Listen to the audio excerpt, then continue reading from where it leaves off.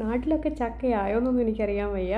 അപ്പോൾ ചേട്ടൻ ഇന്നലെ കേരള സ്റ്റോറിൽ പോയപ്പോൾ വാങ്ങിച്ചുകൊണ്ട് വന്നതാണ് കേട്ടോ. നല്ല വരിക്കച്ചക്കയായിരുന്നു. ഇത് സത്യം പറഞ്ഞാൽ കിട്ടിയപ്പോൾ തന്നെ ഞാൻ എൻ്റെ ഷോർട്സ് അപ്ലോഡ് ചെയ്തിട്ടുണ്ട്, നിങ്ങളെല്ലാവരും കണ്ടിട്ടുണ്ടായിരിക്കും.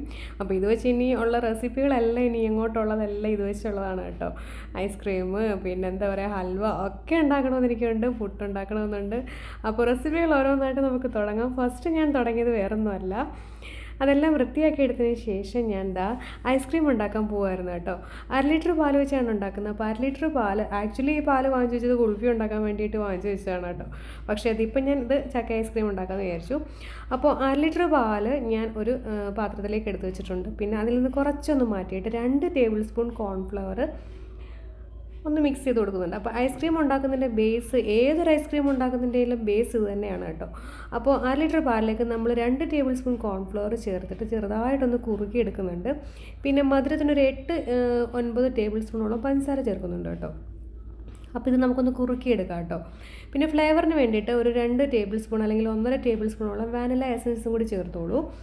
അപ്പോൾ ഇതൊന്ന് കുറുകി വന്നിട്ടുണ്ട്. ഇനി ഒന്ന് തണുത്തോട്ടെ. ഇവിടെ നിന്ന് തണുക്കുമ്പോഴത്തേക്ക് നമുക്ക് ഒരു 15 അല്ലി ചക്കച്ചുള ഇല്ലേ, അതൊന്ന് ചെറുതായിട്ട് അരിഞ്ഞിട്ട് മിക്സിയുടെ ജാറിലിട്ട് നമുക്കൊന്ന് അരച്ച് നല്ല പേസ്റ്റ് രൂപത്തിലാക്കി എടുക്കാം കേട്ടോ.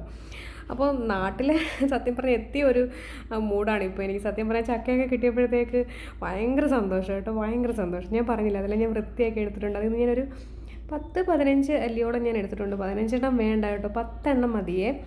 പിന്നെ നിങ്ങളുടെ കയ്യിൽ ഈ കോൺഫ്ലോർ ഒന്നും ഇല്ലെങ്കിൽ മൈദ ചേർത്തോളൂ. ഇനിയിപ്പോൾ മൈദയും ഇല്ല എന്നുണ്ടെങ്കിൽ ഗോതമ്പ് പൊടി ചേർത്തോളൂ കേട്ടോ. അപ്പോൾ കുറുക്കുമ്പോൾ, അതായത് നമ്മൾ ബേസ് ഉണ്ടാക്കില്ലേ, അതാണ് ഞാൻ പറഞ്ഞത്. അപ്പോൾ ഒരു 10 എണ്ണം മതി കേട്ടോ ചക്കച്ചുള. നല്ല മധുരമുള്ള ചക്കച്ചുളയായിരുന്നു. അപ്പോൾ മധുരം ചേർക്കുമ്പോൾ അതിനനുസരിച്ച് ചേർത്തോളൂ. അപ്പോൾ അത് അരച്ചെടുത്തിട്ടുണ്ട്, വെള്ളം ഒട്ടും തന്നെ ചേർക്കാതെ അരച്ചെടുത്തിട്ടുണ്ട്. അപ്പോൾ നമ്മുടെ ബേസും ഏകദേശം ഇവിടെ സെറ്റായിട്ടുണ്ട്. ഇനി മിക്സിയുടെ വലിയ ജാർ അങ്ങോട്ട് എടുക്കുക. എന്നിട്ട് നമ്മൾ ആ കുറുക്കി വെച്ചിരിക്കുന്ന കോൺഫ്ലവറിൻ്റെ മിക്സ് ഇല്ലേ, അതങ്ങോട്ട് ഒഴിച്ചു കൊടുക്കുക.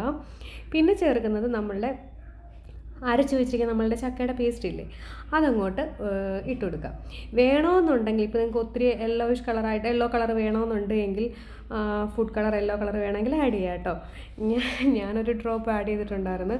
പിന്നെ ഒരു ഓപ്ഷൻ കൂടെ ഉണ്ട്, വിപ്പിംഗ് ക്രീം തികച്ചും ഓപ്ഷണലാണ്, വേണമെന്നുണ്ടെങ്കിൽ ചേർക്കാം.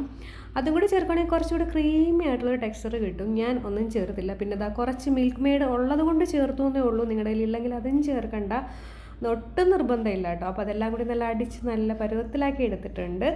ഇത് ഞാൻ ഫ്രീസറിൽ വെക്കുകയാണ് കേട്ടോ.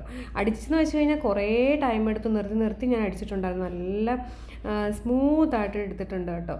അതായത് നമ്മൾ ഫ്രീസ് ചെയ്തിട്ട് വീണ്ടും എടുത്ത് അടിക്കുന്നില്ല. അപ്പോൾ നെക്സ്റ്റ് ഡേ കാണിച്ചു തരാം. ഓക്കെ, അപ്പോൾ നെക്സ്റ്റ് ഡേ ഞാൻ ഓവർനൈറ്റ് വെക്കുകയാണ്. ഓക്കെ.